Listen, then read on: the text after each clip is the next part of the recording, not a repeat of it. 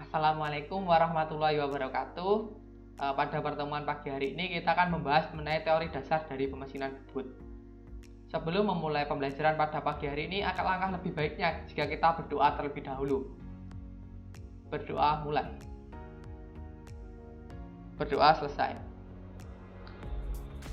Sebelum memulai pembelajaran pada pagi hari ini, saya akan memperkenalkan diri terlebih dahulu. Perkenalkan, nama saya Ahmad Ma'ruf, saya dari Prodi Pendidikan Teknik Mesin, Fakultas Teknik Universitas Negeri Yogyakarta angkatan 2019.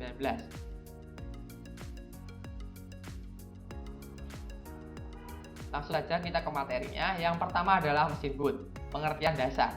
Mesin bubut standar merupakan salah satu jenis mesin bubut yang paling banyak digunakan pada bengkel-bengkel pemesinan, baik itu di industri, manufaktur, lembaga pendidikan kejuruan, dan lembaga diklat atau pelatihan. Mesin bubut ini memiliki prinsip kerja, yaitu memotong benda kerja dilakukan dengan prinsip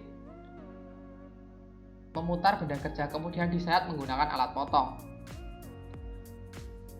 di mana pahat digerakkan secara transisi dan jajar dengan sumbu dari benda kerja yang berputar. Selanjutnya, macam-macam jenis mesin bubut. Yang pertama adalah mesin bubut ringan atau portable lathe. Mesin bubut ini digunakan untuk suatu pekerjaan ringan, misalnya untuk memotong benda kerja kecil dan keperluan rumah tangga. Ukuran dari mesin ini relatif kecil dan cukup portable, bahkan panjang dari mesin ini kurang dari 120 mm atau hanya 1,2 meter. Yang kedua adalah mesin bubut sedang atau medium lathe. Mesin ini dilengkapi dengan konstruksi yang lebih kompleks dan detail, serta terdapat berbagai bagian yang mempunyai fungsi dan peralatan khusus. Kegunaan dari mesin ini dapat digunakan untuk material dengan diameter hingga 20 cm. Yang ketiga adalah mesin bubut standar atau standar lathe. Mesin bubut ini mempunyai ukuran dan berat yang lebih daripada portable atau medium lathe. Konstruksi dari mesin ini juga jauh lebih kompleks, bahkan dilengkapi dengan lampu kerja, pendingin mesin, rem hingga tempat untuk menampung gram.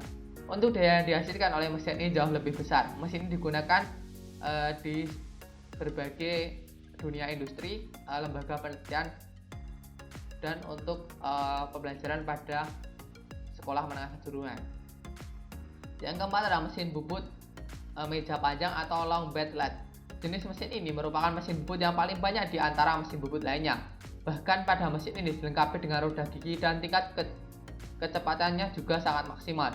Mesin bubut ini khusus untuk digunakan di pabrik-pabrik dan lembaga industri.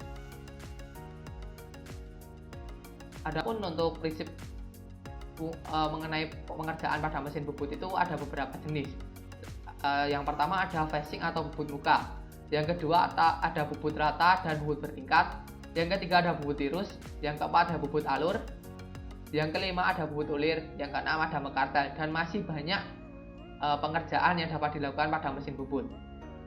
Adapun untuk prinsip kerja mesin bubut, spindle mesin berputar membawa benda kerja dan alat potong bergeser mendekati atau menjauhi cekam, dan akan terjadi pemotongan atau penyayatan jika putaran benda kerja berlawan arah dengan mata sayat alat potong dengan sudut kebebasan tertentu. Untuk bagian-bagian dari mesin bubut, yang pertama adalah kepala lepas, kepala tetap atau headstock. Headstock ini terdapat spindle utama mesin yang berfungsi sebagai dudukan beberapa perlengkapan mesin bubut, diantaranya cekam.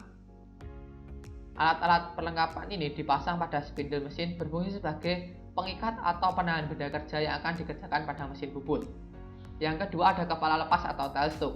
Kepala lepas digunakan sebagai dudukan senter putar atau rotary center, dan dapat juga digunakan sebagai dudukan matabur untuk proses pengeburan. Tujuan untuk mendukung ujung benda kerja agar putaran stabil, sedangkan cekambur atau matabur dipasang pada bagian kepala lepas dengan tujuan untuk proses pengeboran. Yang ketiga ada alas atau meja mesin atau biasa disebut dengan bed machine. Alas atau meja mesin digunakan sebagai tempat kedudukan kepala lepas atau eretan, penyangga, dan untuk merupakan tumpuan gaya pemakanan pada waktu pembubutan.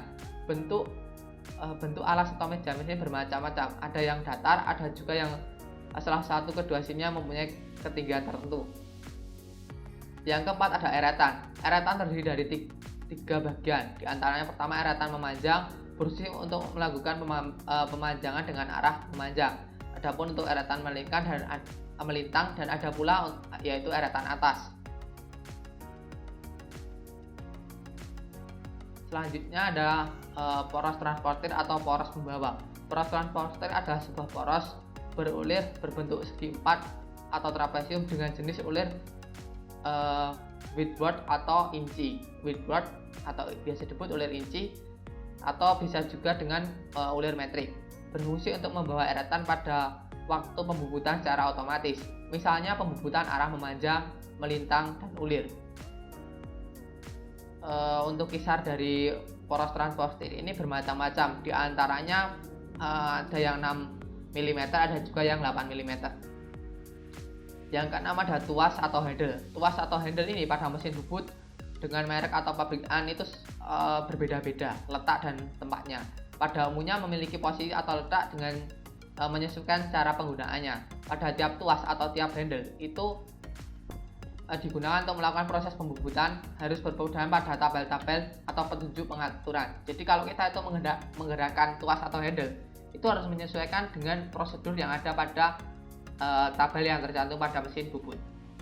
Yang ketujuh ada pemegang pahat atau biasa disebut tool post. Tool post ini merupakan digunakan untuk menjepit atau memegang pahat. Bentuknya atau modelnya pun secara garis besar ada dua jenis, yaitu pemegang pahat standar dan pemegang pahat dapat di-setel atau adjustable tool post.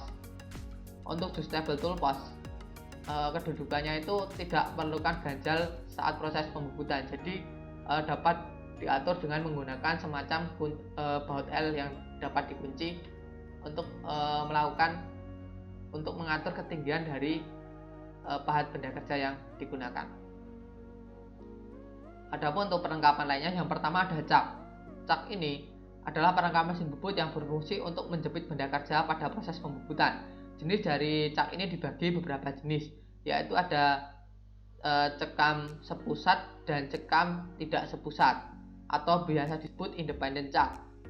Pengertian cekam sepusat adalah apabila salah satu rahang digerakkan maka keseluruhan rahangnya akan berputar.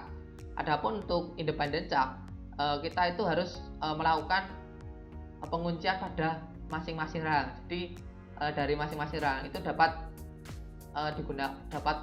mengatur posisinya sendiri-sendiri. Yang kedua ada cekam kolet atau kolecak. Kolecak ini berfungsi untuk menjepit atau mencekam benda kerja yang memiliki permukaan relatif halus dan berukuran kecil.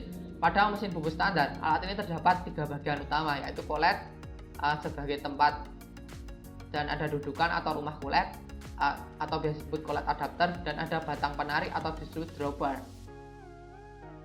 Untuk selanjutnya ada plat pembawa. Jenis plat pembawa adalah dua jenis, yaitu plat pembawa permukaan bertangkai atau driving plat dan plat pembawa permukaan rata atau face plat. Konstruksi plat pembawa ini bulat dan pipih, berfungsi untuk memutar pembawa atau ledok sehingga benda kerja yang terikat akan ikut berputar bersamaan spindle mesin. Selanjutnya ada pembawa atau ledok.